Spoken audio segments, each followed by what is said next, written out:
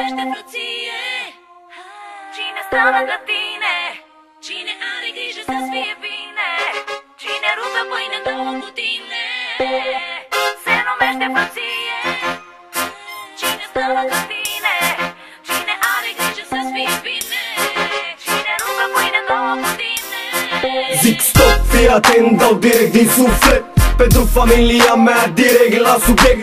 Pentru băieții care nu se dau la o parte. Frate, până la moarte, frate pentru frate. Dacă faci vreo măgărie și ți-ai luat mandat, după tine nu vine decât un frate adevărat, cu care ai umblat, ai împărțit tot ce-ai furat. Banii de la stat sau de la vreun patron blindat. Am precizat, rămân pe viață, v-am aliniat și mă mândresc cu faptul că am un frate adevărat. Deci dacă n-ai nimic de zis, taci.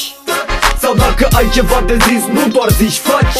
Sunt frate pentru frate și bani pentru bani, și român pentru români, și țigan pentru țigani, și golan pentru golani, și puștan pentru puștani. Numai că fratele meu nu mă iubește pentru bani. Am vreo 1000 de tovarăși adunați, dar dacă fac socoteala am vreo 10 adevărați, dintre care 4-5 frați cu mine mereu. Chiar dacă n-am în buzunare niciun leu. Marian, Cabron, Gabi și Florin Nebunu, Sharky, Radu și Adrian Diaconu, Puia, Dizzy, Micuțu și Mexicanu, și Cebe cu plăcile, noi am plecat să ne luăm banul. Se numește frăție. Cine stă lângă tine? Cine are grijă să-ți fie bine? Cine rupe pâine în două cu tine? Se numește frăție. Cine stă lângă tine? Cine are grijă să-ți fie bine? Cine rupe pâine în două cu tine? Că suntem frate pentru frate până la moarte.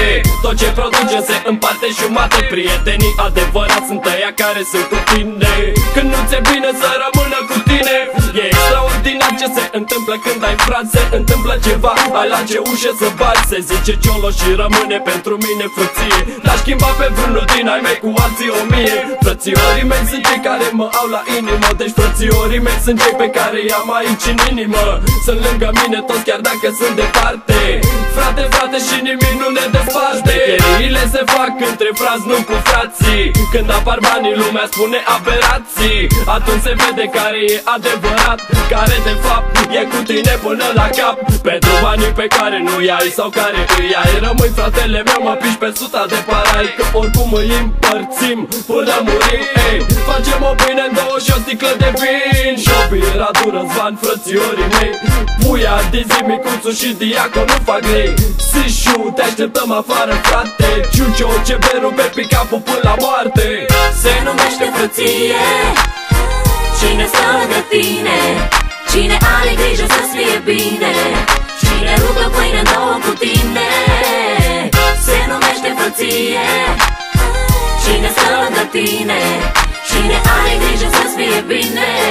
Cine rupe pâine în două cu tine? 25 de milioane de frați am, dar doar câțiva știu dacă am sau n-am. Binecuvântați, aprobați de Dumnezeu, care știe ceva și el e fratele meu. Pe viață, pe față și încă o viață, reprezint cel mai bun frate în viață. Nu pune gheață pe sufletul meu fierbinte, că tot ce-mi faci mie îți faci ție, ține minte. Binele meu e și binele tău, dacă tu înțelegi n-o să mai fie greu. Mi s-a acrit să tot vorbesc departe, ia tu viața mea și fă-ți parte. Înțelegi?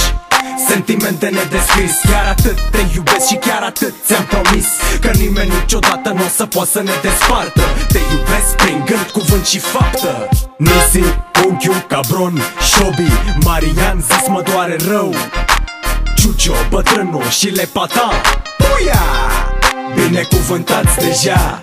Se numește frăție. Cine stă lângă tine?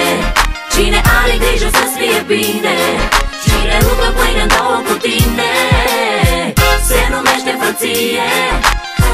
Cine stă lângă tine? Cine are grijă să-ți fie bine? Cine rupe pâine în două cu tine?